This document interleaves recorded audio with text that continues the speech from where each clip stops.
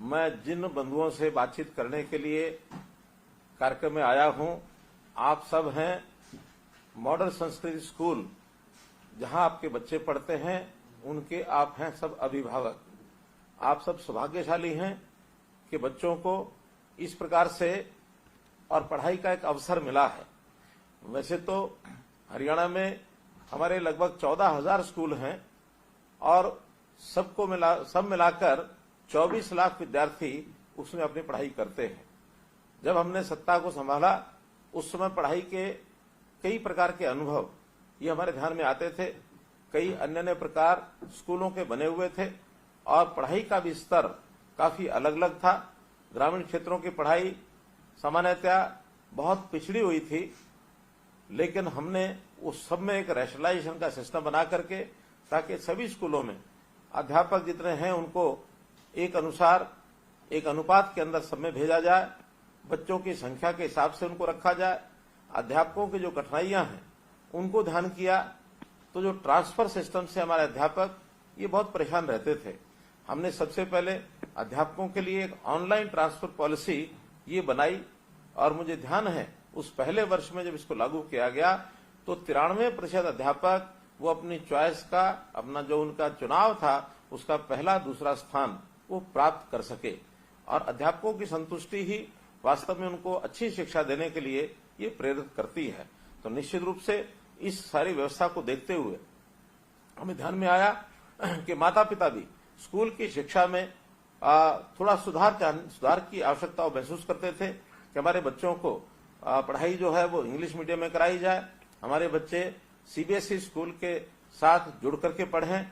लेकिन सरकारी स्कूलों का सीबीएसई के साथ कोई व्यवस्था नहीं थी, तो हमने एक और कैटेगरी उस समय जो बनाई 2017 में राजकीय मॉडल संस्कृति स्कूल ये एक व्यवस्था शुरू की गई थी। प्रारंभ में तो मात्र एक दिन के लिए बैग फ्री स्कूल इस प्रकार की कल्पना रखी गई और सभी जो ब्लॉक्स 118 ब्लॉक उस समय थे, हर एक ब्लॉक में एक विद्यालय एक स्कूल इस प्रकार का बनाया गया। लेकिन आगे चल करके इसमें और कई प्रकार के सुधार किए ताकि उसमें अलग प्रकार के अध्यापकों का स्तर अच्छा स्तर हो और विद्यालयों के अंदर उनके स्मार्ट क्लासरूम हो, उनमें पाठ्यक्रम के लिए भी विशेष ध्यान दिया गया।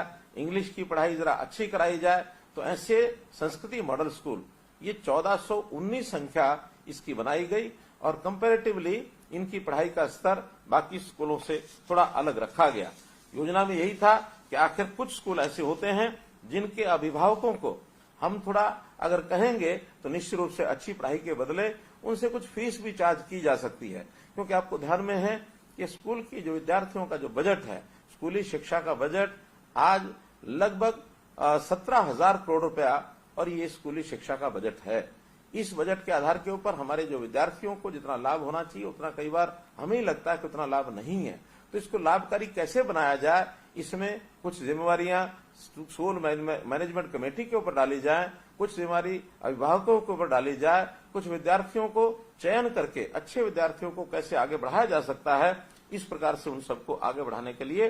और हमने ये जो संस्कृति मॉडल स्कूल की कल्पना की थी, पहले संस्कृति मॉडल स्कूल जो सीनियर सेकेंडरी स्कूल थे, इसके बाद प्राइमरी स्कूल संस्कृति मॉडल स्कूल की भी कल्पना की गई है।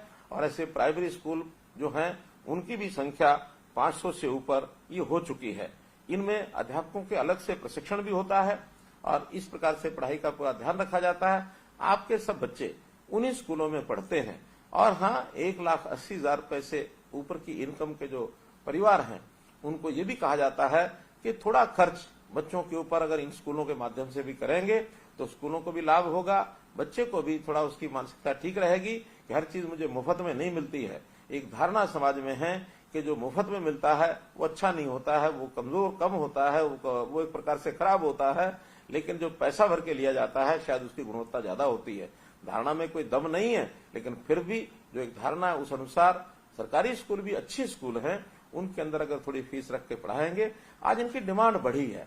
कोई माता पिता ऐसा नहीं कहता कि आपने 700 रुपया, 900 रुपया, 1100 रुपया जो फीस रखी है ये कोई ज्यादा फीस है, बहुत सामान्य है। हमारे जो प्राइवेट स्कूल हैं इनके अंदर तो बहुत बड़ी फीस है।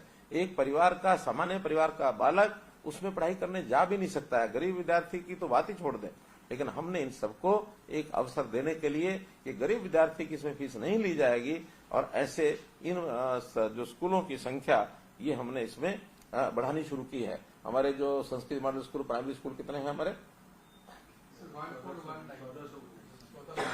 संस्कृति प्राइमरी स्कूल है, तो 1419 जो है हमारे ये संख्या जो है बढ़कर के प्राइमरी स्कूलों की हुई है, तो एक अच्छी संख्या। इसमें और आगे बढ़ाने के लिए भी हमने विभाग को जो है ये निर्देश दिए हैं। हाँ, एक योजना और कि जहां हमारा संस्कृति मॉडल स्कूल नहीं है, ऐसे स्थानों पर प्राइवेट स्कूल जो अच्छे हैं और एक गरीब परिवार का अगर विद्यार्थी उसमें भी पढ़ना चाहता है, उसके लिए हमने चिराग योजना ये चलाई है कि दूसरी कक्षा से लेकर 12वीं कक्षा तक उन प्राइवेट स्कूलों को और फीस का अगर प्रबंध सरकार करती है तो वो बच्चे वहां जा सकते हैं, ऐसे हजारों की संख्या में, और बच्चे इन स्कूलों में भी जाना शुरू किए हैं ताकि गरीब परिवार का बच्चा भी जहां पढ़ना चाहे वहां पढ़ सकता है। अभी जो है नई राष्ट्रीय शिक्षा नीति ये अपनी शुरू हुई है। इस राष्ट्रीय शिक्षा नीति में प्रधानमंत्री जी ने आग्रह किया है कि हमारी शिक्षा के साथ साथ बच्चे का सर्वांगीण विकास होना चाहिए, बच्चा किस प्रकार से आगे रोजगार प्राप्त करेगा उस ओर भी हमको बढ़ना चाहिए। तो ऐसे सब स्कूलों के अंदर इन बातों का ध्यान रखा गया है कि बच्चों के संस्कार अच्छे कैसे मिलते हैं। केवल पढ़ना लिखना ही पर्याप्त नहीं है, लेकिन अच्छे संस्कार अगर बच्चे में आते हैं तो आगे चल करके जो बच्चा है वो एक अच्छा नागरिक, देश का नागरिक, समाज का एक अच्छा नागरिक यदि बनता है तो उसका लाभ अपने देश को भी है, अपने समाज को भी है। तो अच्छा नागरिक कैसे बनाया जाए, इसके अंदर निश्चित रूप से कैसी उसने पढ़ाई की है, किस प्रकार से पढ़ाई की है। वरना एक समय था रटना रटाना ये पढ़ाई का एक भाग होता था।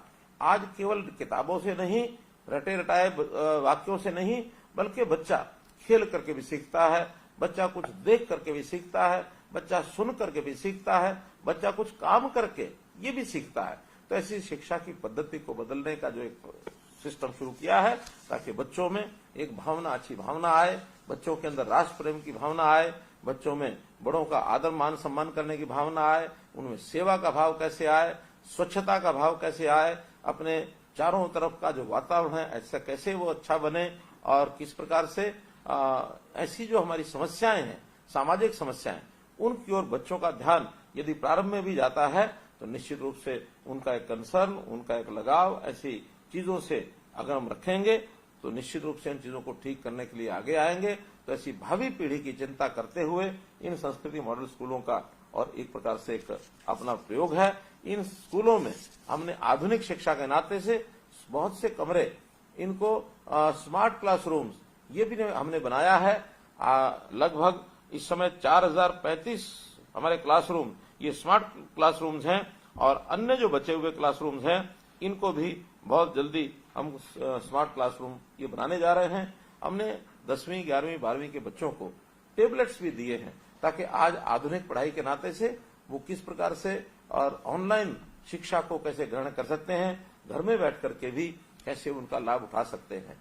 अध्यापक जो है वो हमारा एक प्रकार से शिक्षा में निश्चित रूप से उसका एक दायित्व होता है कि अपने बच्चों को शिक्षा अच्छी दे। अध्यापक अच्छा करते भी हैं, लेकिन वहीं पर हम चूंकि उन बच्चों के माता पिता के नाते से विचार करें, हमारा भी उतना ही दायित्व है, उससे कम नहीं है बल्कि उससे ज्यादा ही है, क्योंकि बच्चा ज्यादा समय घर पर रहता है और घर पर भी अगर उसको कहीं ना कहीं शिक्षा की ओर प्रेरित अगर हम नहीं करेंगे तो शिक्षा की ओर आगे नहीं बढ़ेगा।